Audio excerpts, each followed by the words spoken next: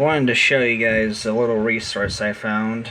That is, if your police, fire, or EMS departments around your county or area have become encrypted under the new regulations offered by CGIS or some other frickin' agency. I don't know what it's called. This is for my county in Michigan, Kent County Incident Map. I won't go over the exact details of where this is located because, as you can see, quite a lot of information here, and I'll just expand this just for you people who'd rather see who this is provided by. It says accesskent.maps.arcgis, which is a map. Well, actually, ArcGIS itself is a map program that you can make maps with. Now, I'm in no way sponsoring anything in this video. I'm just here to show off, a resource that is basically should end the debate of how many people are debating about encryption, either on Radio Reference or anywhere else that, seems to be a sticky subject of crap. That is radio, like police scanner encryption and shit. So as you can see, this map contains a date, the city of where the incident was located at, and the estimated address. This is not an exact address. Like, these lists of addresses are not based off of like the exact address. This is to protect privacy in a way and negotiate privacy, all these. This is a very valuable resource that I found in response to Kent County encrypting their own police radio after they switched to the new NPSCS Phase 2 system.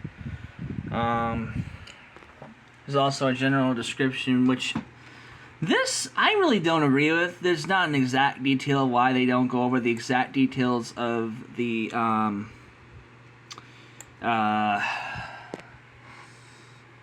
they don't go over the exact details of the actual incident in progress during the time code and when it was posted, because these are previous incidents, and they don't go over the exact details of it other than, the time code, the city, the address, the estimated address location.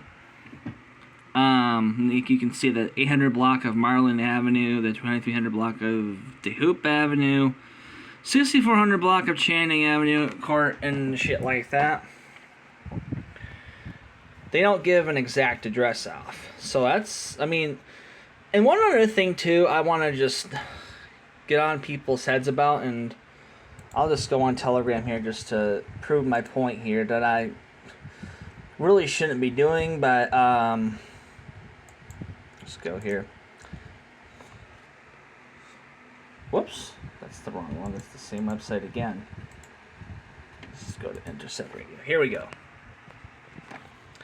This is on Intercept Radio, one of the more popular ones, like an alternative to Radio Reference. But I want you to take a look at my comment right here. And even though I'm in no way making people agree with this, because you don't have to agree with it, you can just go ahead and pause the video and go ahead and read that if you want. So, yeah, that's just how it is. I don't know how good this is going to be on camera, but I'll give you a general description of what it is if I were to record this on the desktop or something, which I probably won't do. But one of the things here, it says, words of wisdom for any dispatchers and officers alike: use a computer program that automates dispatch calls when they get phoned in. Have a prompt that describes something like the same exact method here, okay? You got yourself these addresses that don't give off exact houses or house addresses. They're just an estimated location of where it's going to be at in your city. And then it says the nature of the emergency. Like, for example, it says the other stuff right here. This is completely fine. What I don't understand is why you can't use this information on a radio scanner, but that's, of course, a discussion for another day. Like you can see right here, the green text would be a better way to describe in today's superficial age, while the previous text would have been something for like the 1990s analog age and shit. So, and here's something else. For reading out people's names or for home, business addresses, and phone numbers, send an encrypted telemetry signal that's not on a P25 system, or use the mobile terminal in your freaking police vehicle. This way, you aren't depending on garbled speech the whole time. Just want to use other tools that are already available to you. This is one thing that most idiots of today tend to forget about, and that is not being able to use the other technologies that were already provided to you in the first place. Just use a mobile data terminal if you don't want to use people's names on the air, or phone numbers, or actual addresses, or like license plate numbers and shit like that. Just use the freaking mobile terminal. It's not that hard if you want to really encrypt that information. Now, for like incidents that are dispatched and phoned in, this resource is perfect. Like, this is the best idea that somebody ever came up with after they encrypted the whole agency in my county, the Kent County Sheriff's Department, and among other departments. I will say, though, that the fire departments are not encrypted yet. They're still got open air on P25. It's still able to be decoded. It's actually phase 1 still, which is kind of surprising. But it uses CQPSK, I think, as the modulation. I'm not totally sure. I forgot. I'm too lazy to look it up.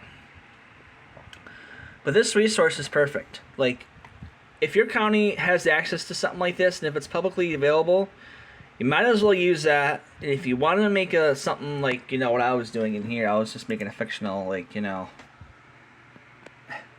this is actually not really anything. This is just a backup folder in my PC that's not broadcast anywhere. I promise. It's not broadcasting on the air. You could technically make a network that does the same thing. I mean, for what it's worth.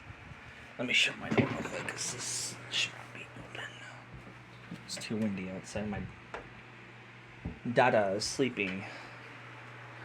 Actually, let me just go with this, because this thing shouldn't be open at all.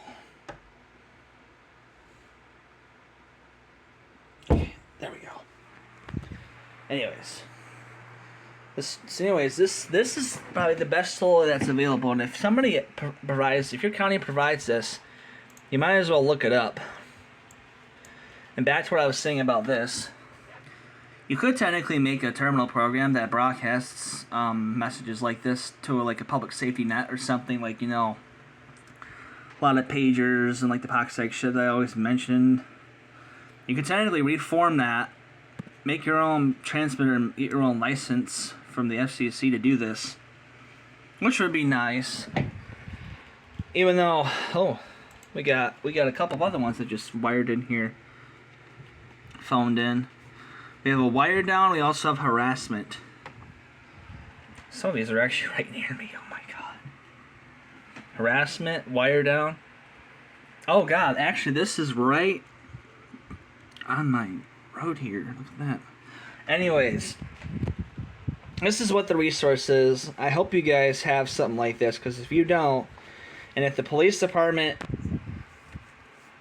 doesn't understand that type of transparency, you're pretty much screwed. And what's even worse is, this is just something that they had to do. Whoops. I paused the video.